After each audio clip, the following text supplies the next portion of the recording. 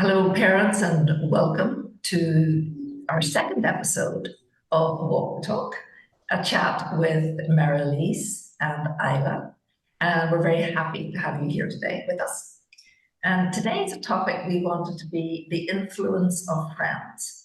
And we're going to give different perspectives, or not even different perspectives, but kind of perspectives maybe from a little bit of a different point of view on our thoughts on friendships for our kids and how to help them develop good, strong friendships that really serve and support them.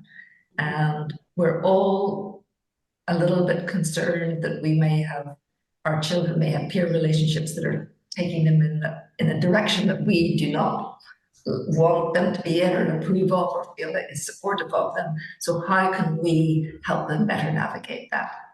So I'm going to have Marelise speak to that first. She's got a perspective that's a little bit from the younger, how to develop that, and mine is going to be more from the teenage perspective. Thank you, Isla. So glad that we can do this again.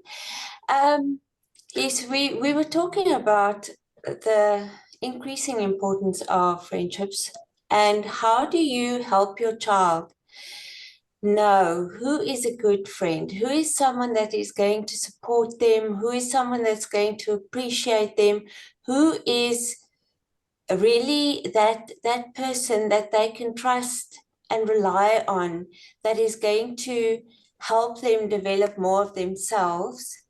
And so what we were thinking about the other day when we were talking about this is it's essentially the difference between fitting in and belonging. Brené Brown has spoken about this. And I just want to go back from the recognition is such a fundamental need for all people. So even babies, before they can even understand the language, they try and model what they see, because in that they are trying to get the kind of recognition and approval that they need. So building on that, children learn from a very early age to adapt their behavior, to adapt who they are, to try and fit in somewhere. But we know that fitting in is not the same as belonging. We want our children to belong, because fitting in basically means you are going to change your behavior or your image or the things that you love to do to meet to get the approval of a group that you want to be part of. Whereas belonging is finding those people that accept you specifically for who you are. You don't have to change anything. They value and appreciate what you bring. They resonate with who you truly are. And I think to be able to teach that to a child from an early age, to say, to ask those questions of, this friend, how do you feel when you're with this friend?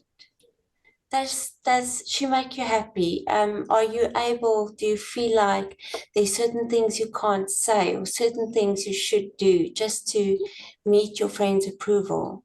And it's the same with us. I mean, how do we respond to them as parents? Are we giving them the recognition for who they are? Are we truly seeing who they are? So there's a lot that you can help your child with right from the start, to understand what is friendship about, what type of people are really going to be good for you, and who's going to try and minimize who you are. And I know in the teenage years, this is even, it's the exponential version of this. It's so I know that's what you are finding a lot of. And I think, Marelise, what you're saying is so important. It's everything that you want to have happen in the teenage years really gets seeded in the early years. Yeah. So as a parent, being mindful of the fact that once our youth get into their teenage years, their peers, their friendships become so much more important than they were, and relevant than they were in the earlier years. Then taking advantage of when you have the opportunity to ask those questions about how to frame what a true friendship is, and have your child really think about that and have expectations around the people that he or she wants to spend time with, I think is so incredibly important, because then that carries into the teenage years and allows you, me, the parent, to be able to have conversations that say, well, is that person really a friend? Is that person really supporting you? And it opens up an easier dialogue. So I think very, very valuable to have that, all of those ideas seeded early. It really is, especially the keeping the communication open, because if the child doesn't feel that they are valued and accepted for who they are at home, I think Dr. Mate said, you know, if they don't feel that true connection, I think before the age of 5, they will forever go and seek that connection that they crave the most outside of the home, if it wasn't really established there from the start.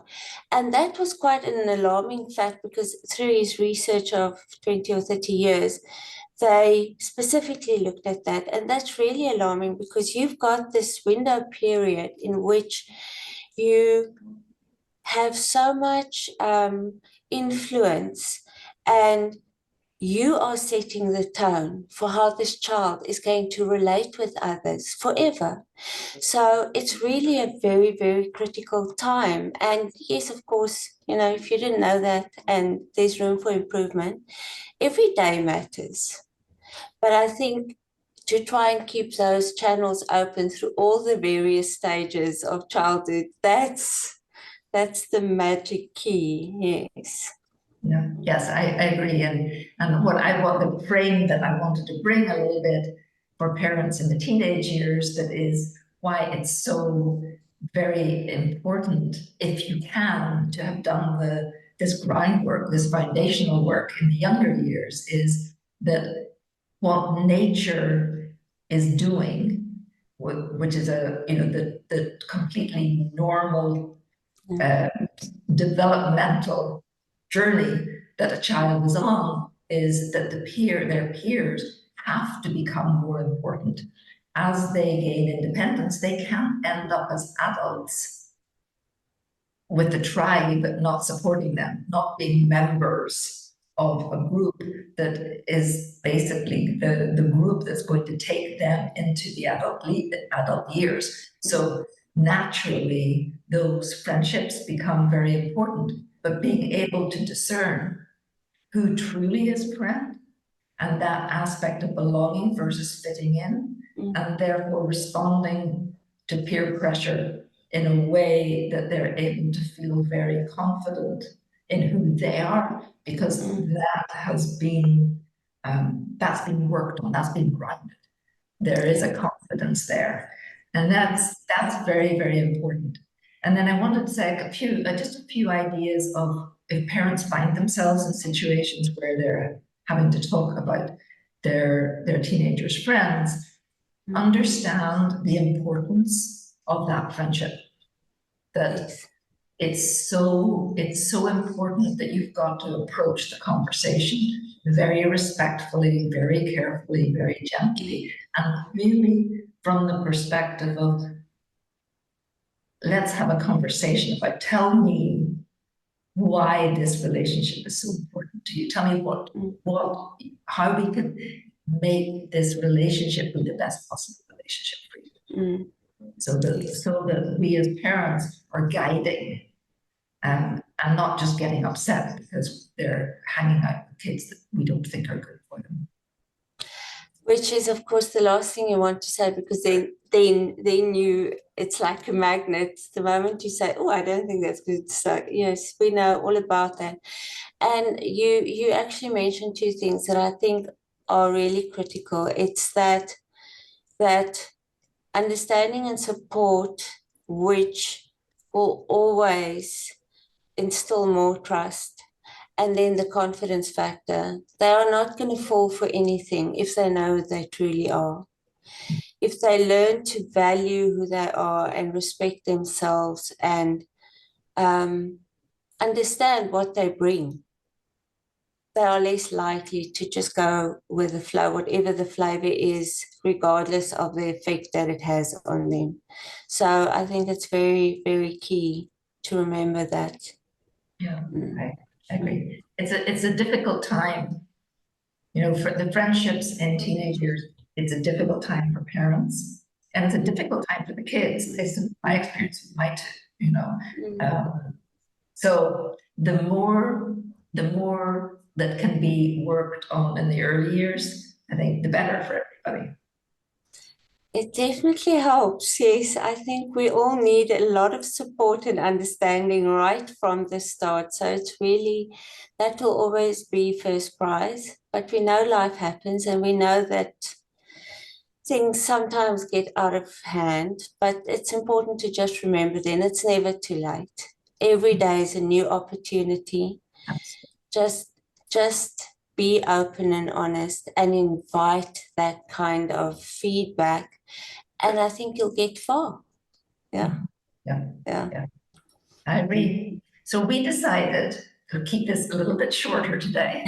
And we just tackled the topic is big, but we're tackling one little aspect of it. So we're grateful to you, parents, for being with us. And please comment on where these are going to be posted on Facebook and on YouTube. So please ask us questions. Give us your ideas. What would you like us to be talking about in our future episodes?